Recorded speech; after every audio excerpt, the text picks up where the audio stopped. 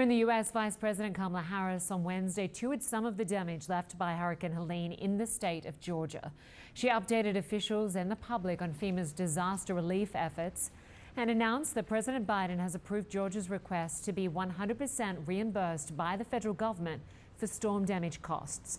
Harris promised states would receive continued support amid the immense loss. So I'm here in Augusta to first and foremost thank the federal, state, and local leaders. Mayor, I want to thank you for your leadership in particular on the ground. I am here to personally take a look at the devastation, which is extraordinary, and it is particularly devastating in terms of the loss of life that this community has experienced, the loss of normalcy. Well, officials confirm the death toll from Hurricane Helene has now risen to at least 191. But the search for survivors continues as new areas are uncovered by rescue crews. CNN's Brian Todd reports. President Biden viewing the devastation from the air because conditions on the ground are too difficult for him to move around in vehicles. He flew over towns that are almost completely gone. Residents isolated and desperate. Roads pulverized by flooding and landslides. It's going to cost billions of dollars to deal with this storm and all the communities affected. Hurricane Helene is now the second deadliest hurricane to strike the U.S. mainland in the last 50 years, behind only Hurricane Katrina in 2005. Hundreds of people are missing. This river, the Nolichucky in northeast Tennessee, surged at 162 times its normal rate in the aftermath of the storm, officials say. What we've seen is a historic situation unfold in East Tennessee. Along that same river, at the Impact Plastics factory, 11 workers were swept away by flooding. 5 were rescued. 4 are missing. 2 are confirmed dead, including Bertha Mendoza, whose husband spoke to reporters. The last time she spoke to me, she told me, "This is getting ugly. I only want to tell you one thing. Tell my kids, understand, that I love them very much." Tennessee state authorities are now investigating the company which runs that factory after some workers said they were not allowed to leave in time to avoid the storm's impact. The company says it dismissed employees when water began to cover the parking lot. In Buncombe County in western North Carolina, where the city of Asheville has been ravaged, more than 50 are dead, and officials say they're still in a search and rescue posture several days after the storm's impact. In some areas, this level of destruction could not be survived. CNN's Isabel Rosales followed along with a FEMA team assisting in search and rescue missions in Avery County, North Carolina. A huge problem for them, communication with residents and each other. Can't get a signal? You don't have cell service, email, text. All of that becomes a challenge and kind of slows things down. Stephen Cloyd's family says Stephen texted his wife as he tried to escape floodwaters at his home in Jonesboro, Tennessee. Stephen got himself and their dog into their Jeep, the family says. The Jeep wouldn't start, then was overcome with water. His last text to his wife, quote, starting to float away. His wife Kelly texted back, "Please let me know when you are safe. I love you so much, it hurts." Stephen Cloyd's son says their dog was found alive about 3 miles away. They found his Jeep stranded in a field, but so far, no sign of Stephen. Brian Todd, CNN, Washington. Joining me now is Mark Starling, news director and morning show host with WWNC Radio in Asheville, North Carolina. Thanks so much for joining us. I certainly appreciate you taking time to highlight this story.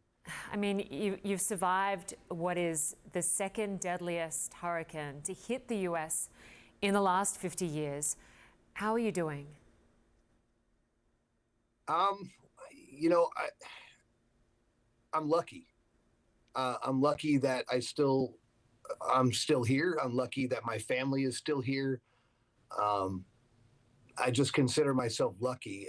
I'm tired, I'm exhausted, but I'm trying to get my community back on their feet and get them through this process of rescue and recovery and rebuilding. It's exhausting, but it's my home and it's worth it. And of course, you were on air when the hurricane hit, and you've been on air ever since. And with telephone signals down and cell service down, your radio show has been described as a lifeline for locals there, people calling in wanting information and wanting to share information. Just talk us through some of the calls you've had. You know, I wish I could say it was my show, but it's not. It's my team's show.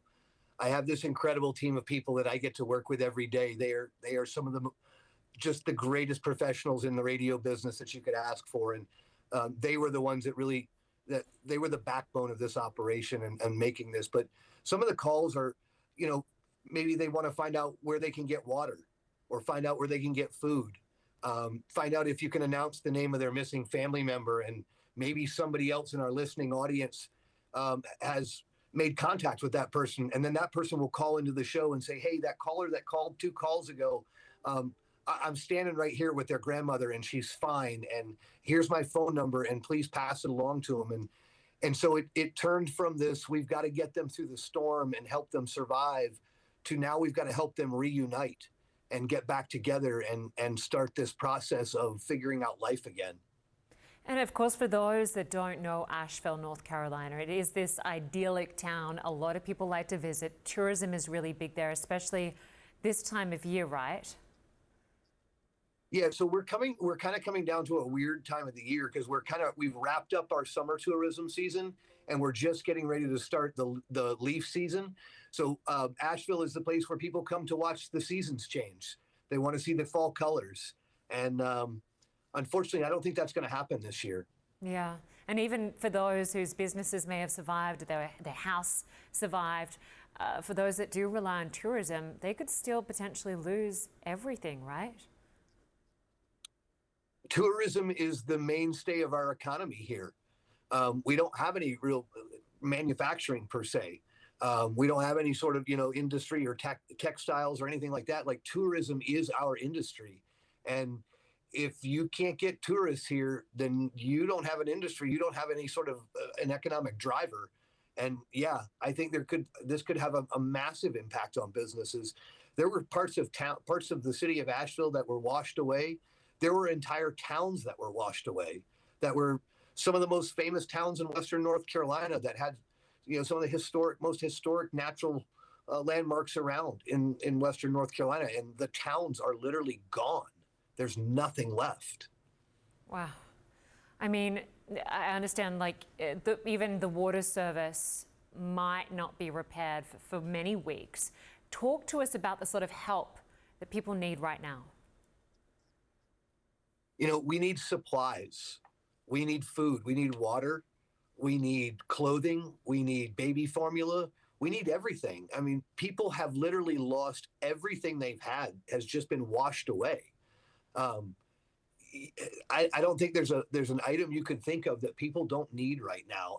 And we need a mass amount of it. And we need boots on the ground to help pass it out and distribute it and get it back to some of these folks who live way up in the hills and don't have the ability to get back down to the city because the roads and the infrastructure have been destroyed. It really was the perfect storm. It was nothing like I've ever seen. I've been covering hurricanes for 25 years, and I've never seen destruction and decimation like I've seen what has happened in Western North Carolina. Yeah, it's just absolutely tragic. Seeing those images, we wish you all the very best, and we hope you get the help you need. We will continue to stay on this story and hope that it gets the attention that it truly needs. All the very best. Mark Starling, thanks so much. Thank you so much again. I really appreciate it. Well, for more information about how you can help Hurricane Helene victims, be sure to go to cnn.com/impact. You'll find a list of relief organizations that have been vetted to help those in need. Well, Israel struck Central Beirut for the first time in nearly 2 decades. As the Israel-Hezbollah war ramps up, there are growing fears of a wider war in the region. Details next.